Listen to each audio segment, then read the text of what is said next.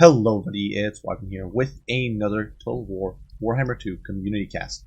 And this time around, it is a replay that was submitted to me by Dimaria Yesta, where he is taking control of the forces of the Skaven against the forces of the High Elves led by Luca. The map is Glacial Lake, and the stage is set for quite the bloody and brutal slugfest, because this map is very small, very compact, and lines often meet and clash very, very quickly. So both forces here, conventional in some ways, unconventional in others, and things are definitely looking to kick off with a bang as these Jazales are immediately teeing off on the 4 High Elves. Now going over the builds, for the Skaven Lord here, for Dimaria's Lord choice, we do have Lord Skrulk. Lord Skrulk is not exactly a novel choice. We see him all the time. Granted, he's become less of a insta-lock since Ikit came around, but he is still a very, very powerful choice. Respectable HP pool by Skaven standards.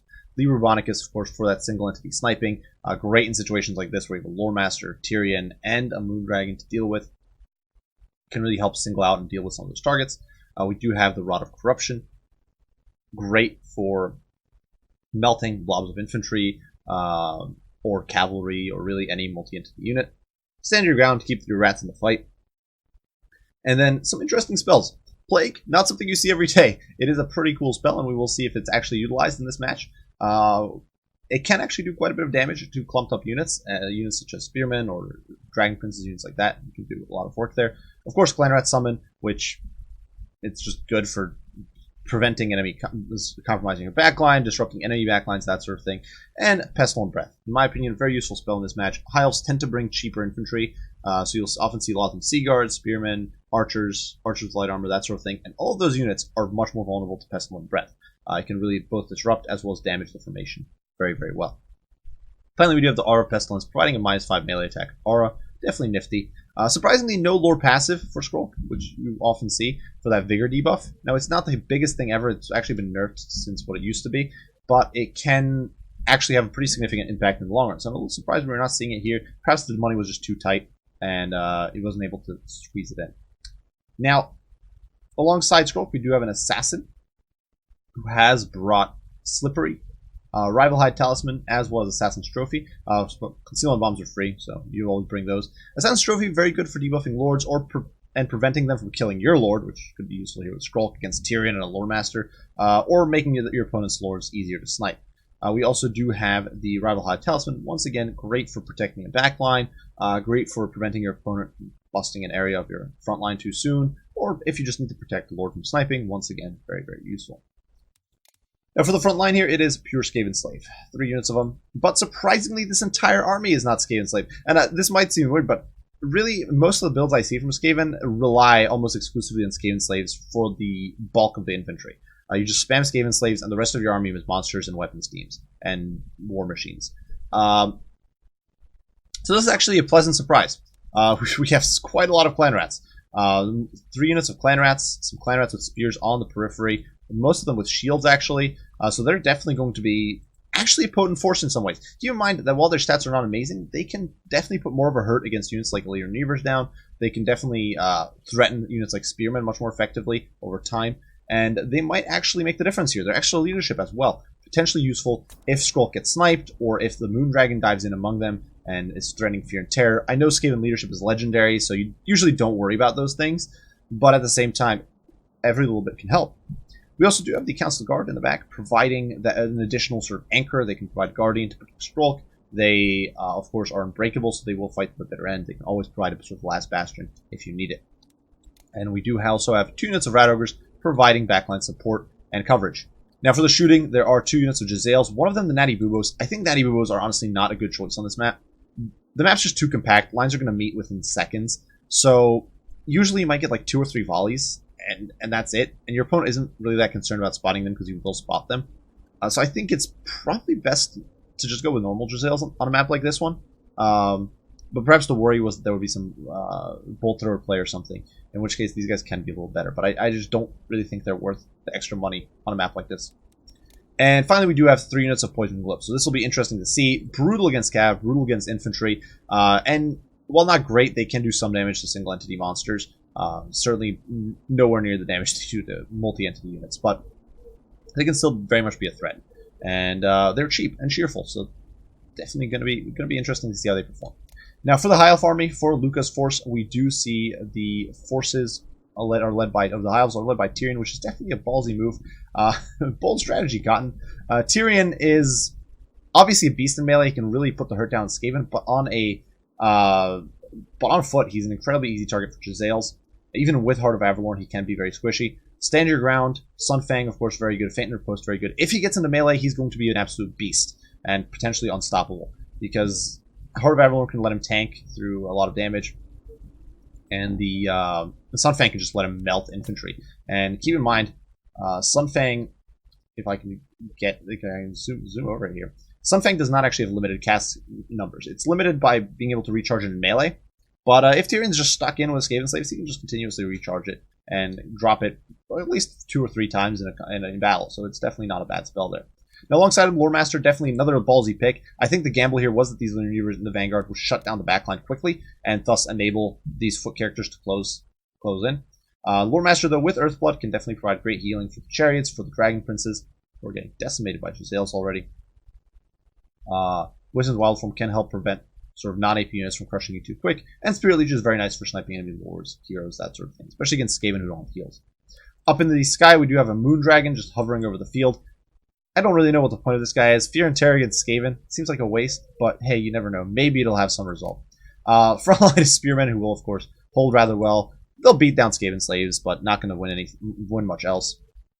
2 Tyrannok Chariots recently buffed. These guys got more armor, up to 80, so that makes them much sturdier against cheap spears or cheap missiles. So we'll definitely see how they perform disrupting the backline. And we do also have the aforementioned Dragon Princes, as well as some Silver Helms on the periphery, so ready to try to encircle or flank the Skaven line. Now, the Jezzails here focused entirely on the Dragon Princes. I think this is a little bit of a misplay. I think perhaps it would have been more valuable to shoot down the Lore Master or Tyrion, maybe even the Dragon. The reason here being that the Dragon Princes can be crushed pretty effectively by Poison and Globes. And they still have to get through these Skaven Slaves, which is very, very difficult for them. So I think it might have been better to focus on the single entities, but it definitely seems that the poor Dragon Princes are not having the time of their lives here. And we do see the Tyrannok Chariots now splitting and diving into the Skaven Slaves. Keep in mind, Tyrannok Chariots will be applying that under missile fire debuff against these Skaven Slaves, because they will be firing as they're moving through. Now, unfortunately, and this is going to hurt the Skaven Slaves a lot, the Poison Wind Globes being flung at the Tyrannok Chariots, it's not going to do a lot to the Chariots, but it is going to decimate these poor Skaven Slaves. Skaven Slaves probably took more friendly fire there than actual damage from the Tyrannok Chariots. And now the gas globes are going to be destroying the rest of this line. So it's definitely, I think, a little bit of a misplay. That's one thing you want to be wary of with Poison Wind Globes, just how brutal they are against your own multi-entity units. That said, over here, Dragon Princes are forced to pack their bags and flee. Shockingly enough, here we are going to see that the poor Skaven Slaves are actually going to rout. So I know this is a shocker. Who would think that a big dragon could potentially rout Skaven Slaves? But, you know, it happens. It happens to the best of us. In the backline, there was some good play. We did see these Illyrian Reavers get zoned out, but pulled out before they committed, and so they are now able to recommit, trying to get into this backline. As the Rat Ogres get baited out and pulled towards the front line, getting in towards these Spearmen, and this isn't really the ideal situation for the Rat Ogres to be in.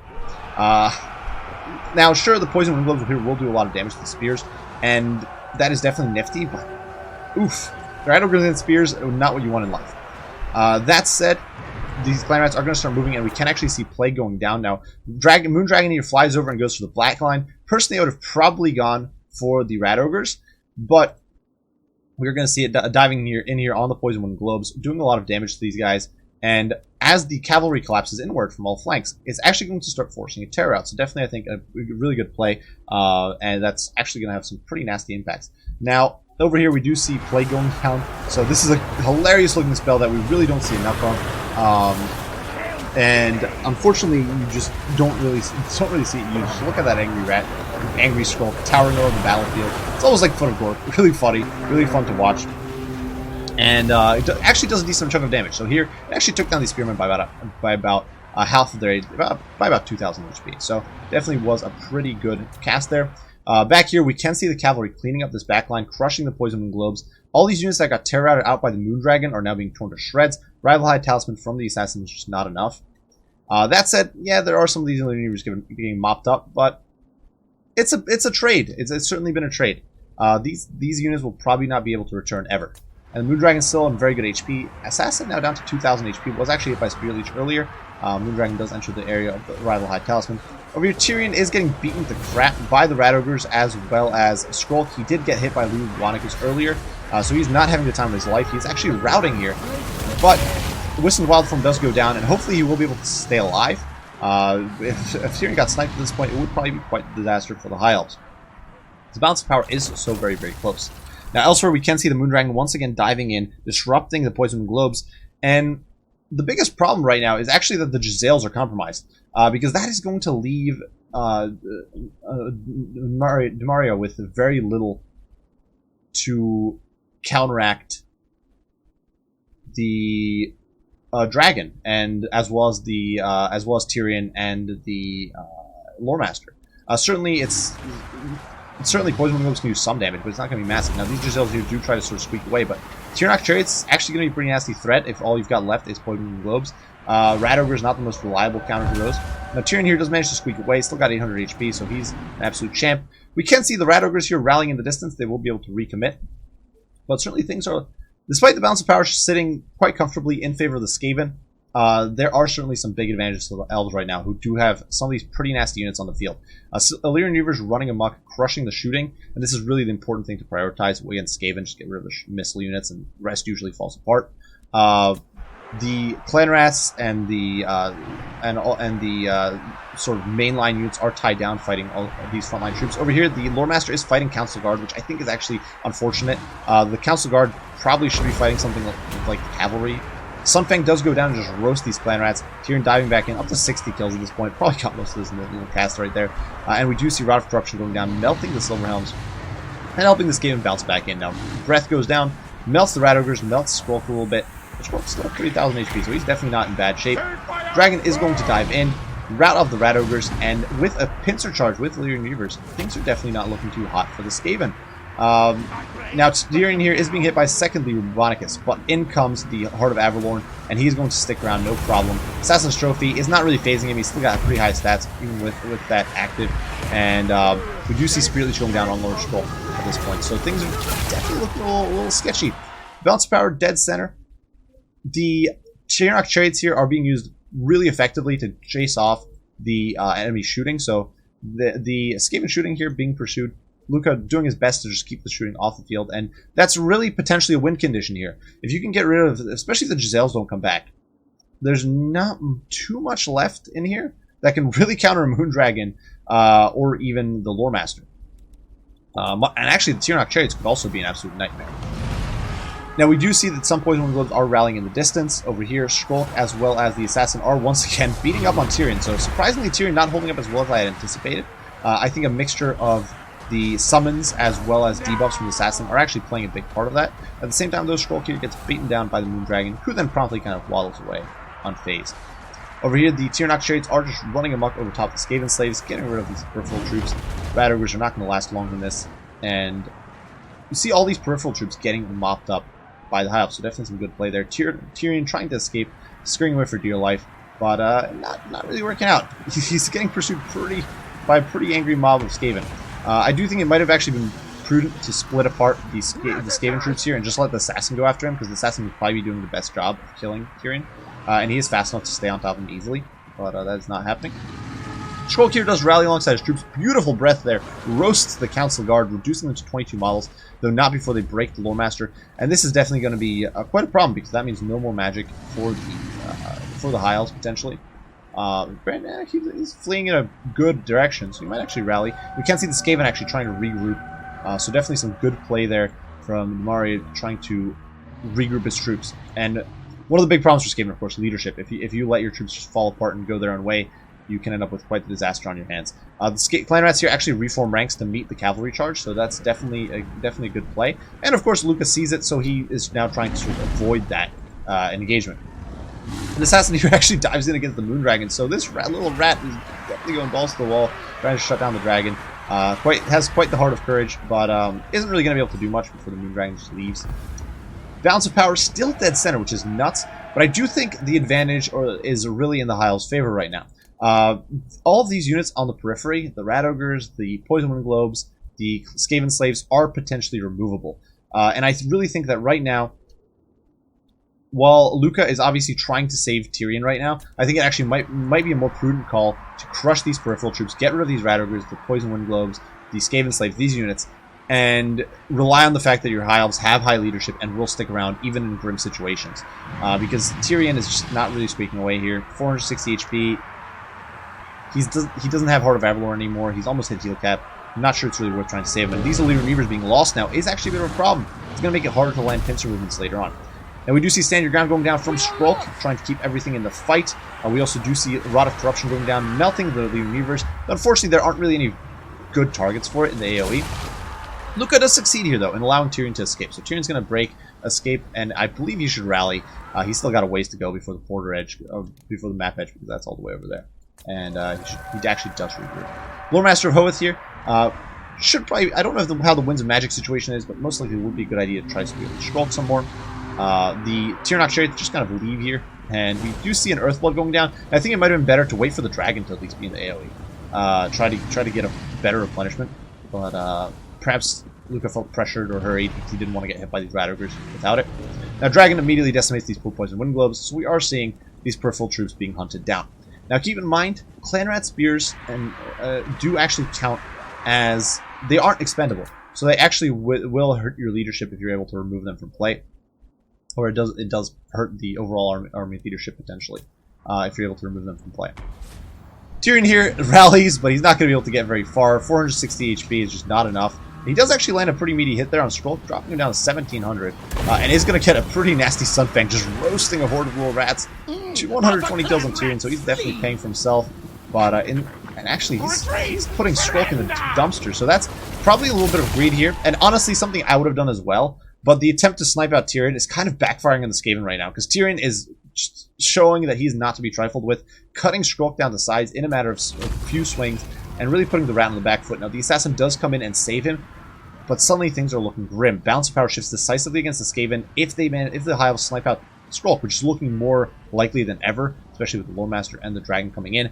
Things could turn very bad very quickly for the poor rats. Now, Tyrion is shattered. He's removed from play, so that is definitely a big win, but holy hell, Skrulk losing about 1,500 of his HP in the matter of seconds is just insane. And definitely shows why Tyrion is not to be messed with in this matchup. He's just brutal. And he didn't take a hit from Skrulk in that whole fight. Now over here, once again, we see those peripheral troops being pursued off the field. So it's going to be a little bit of, not even Benny Hill, just reforming ranks for both sides. Because obviously, both sides want to rally and regroup and be ready for the big showdown. We do see another Earthblood going down, so good decision there, just trying to heal up these troops. Might have been better to heal up the Tyrannox, honestly. Once again, I don't think the spears are as worth it. I think if you've got time, sort of take your time and get the most valuable heals you can. But Moondragon does get the heal. Obviously, Poison Wind Globe is trying to hit it, doing a little bit of damage. You know, still 20 per hit, but there's only 6 of them, so I think there's only so much the little rats can do. Now, the Council Guard are actually facing the wrong direction, so this is less than ideal.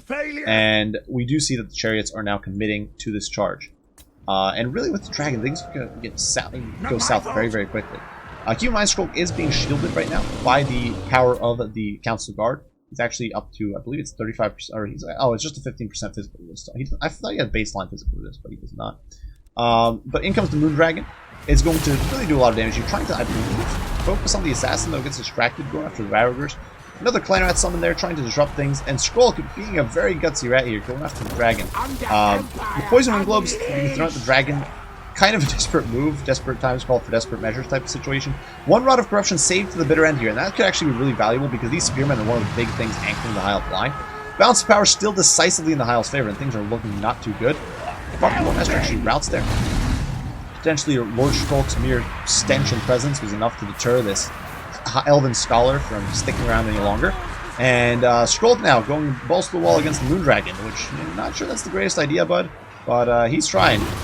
At this point, it is a sort of desperate situation, and the Dragon is breaking, certainly. Most likely sort of pinged to attack Skrulk, but unfortunately he keeps getting distracted and attacking the surrounding units. And Balance of Power suddenly shifts decisively in the Skaven favor. And we can see that the Elves here are actually routing. We see some Tyrannox flee the field there. These Tyrannox chariots here down to 2 models and just getting trapped on models. In fact, on some of the Clan Rat models. The fact, I think, that they are so That the Tyrannok traits have lighter have lighter unit mass definitely hurts them in this situation. They need to burst through just a blob of infantry. But lots of power now, much more in favor of the Skaven. So certainly that is a big advantage. But the battle's not over yet. Skrulk still at 467 HP. Once again, honestly, most of the critical units here, keep in mind, the Council Guard's down to 13 models, so they're barely viable. The Rat Ogres, the Assassin, and Lord Skrulk are all very low on HP, so if they get sniped out, if they get killed, things could still go very bad for the Elves. And there's no Maraud of Corruption to delete the Spears, so these Spears are going to stick around in this state for as long as needed, basically. And we're definitely going to see how things go. Now, the Skaven are just reforming ranks here on this back wall. Surprisingly, Bounce of Power very heavily in the High Elves' favor. I think it's a bit skewed. I think that right now it should be like dead even, but you never know. Now over here, the Skaven Slaves are going to engage here, breaking the bracing on the Spearmen. Just the fact that any unit, so even if you attack one model on a unit, you break the bracing. And so the Spearmen now have their bracing broken, which in turn means that Skrulk and the gang of Angry Rats can connect. The Lord Master here is hit by Assassin's Trophy, but not before he smacks Skrulk down. Skrulk down to 115 HP, and he goes down like a 9-pin, so things suddenly looking very grim for the poor rats as Skrulk flops to the ground dead. And in come the Rat Ogres, breaking the leadership on the Lore Master, as was the Spearmen. Balance of power shifting wildly, going all the way down and all the way back in the Rat's favor. Only the Moondragon left to fight, down to 1200 HP, but it is only a Moondragon. It's not a Star Dragon. It doesn't have that crazy, those crazy combat stats or that insane armor, decent armor of 80. And so Balance of Power is going to finally shift in favor of these Rats, and they are going to take the field in this crazy neck-and-neck battle. So, really well played to both players, Dimaria as well as Triari, just delivering a really good match here. With some fun units, some units that you don't see all that often. Definitely some gutsy strategies, I would say, on both sides. Pick of Tyrion, especially on foot in this matchup, I think is a bold strategy that could potentially not pay off. I actually think that the choice of Clan Rats for frontline ended up being a big saving grace. I didn't really bring it up as the match was going on, but at the end of the battle, we saw multiple units of Clan Rats sticking around and sort of holding things together. That extra tiny bit of HP or of leadership they have over Skaven Slaves actually proved decisive. Now, I do think there were a few what I would say were misplays. The Natty Boas, I think first and foremost, that was the only real composition error I think there was on a map like this one. I think it's just not worth it. You don't have the buffers. You're not going to be engaged in a sniping match. Chances are your opponent is just going to rush you. And this sort of balls to the wall build is going to be on top of you before you get like 3 volleys in. So I think it would have been better to get just the normal unit of Giselles, and then get maybe some chevrons and some units. I guess it is fair to say that this is already 20 stacks, so there's not much to improve, or there's not much you can add on with. But you could have gotten, for example, the Lord passive on Skrulk and then gotten some chevrons and Clan Rats or something like that. And I think that would have probably been a better investment, because snipe is just not that valuable in this map. Now there were some really good there were some really good plays, some really good back and forth. Early on, we saw sort of the Skaven get some really nasty picks. The Dragon Prince got almost nothing done. 30 kills, most of those against Skaven Slaves, if not all of them, is just practically worthless for an elite cav like that. That's a really a disaster. These guys did not pay for themselves at all. At the same time, the backline was compromised pretty handily by the High Elves. They did sacrifice the Dragon Princes on that initial charge. Certainly one of those Reavers got chewed up before they managed to engage, but once they did engage, we saw 99 kills, 124 for the Reavers. The Tyrannok trades just this overload of targets. And many of these targets, so keep in mind, because they were low on entities, it actually meant that the Poison Wind Globes were doing a lot of friendly fire, which is not great. When you need your front line to stick together, you do need those Clan Rats and those Skaven Slaves to hold on as long as possible. The fact that your Poison Wind Globes trying to hurt those Tyrannoks is deleting your front line is definitely an issue. I think that might have been a little bit of misplay that could have been corrected by just playing a little more cautiously, or sort of targeting units a little more cautiously. I think the Poison Wind Globes should really focus on the cavalry and try to get the Giselles on these single entities more. Because the Poison Wind Globes against single entities, if they're in the middle of your infantry, is really, really bad for your infantry. We did see in beautiful usage of Plague, actually did some good damage to the enemy spearmen, which was really cool. You don't see that spell very often, so it was very fun for me to see, and I was hopefully you guys enjoyed the Angry Rat infecting those pointy ears. Besides that, I do think that the High Elves could have done a better job. Initially, the cleanup was really good at getting rid of the peripheral troops, but after that, there was an attempt to save Tyrion. That sort of paid off. Tyrion did actually chop Skrulk down to size in turn, but at the time, it might have been better. I feel that it might have been better to sort of get rid of some of the peripheral troops and then come back later to try to sort of clean up the Skaven army.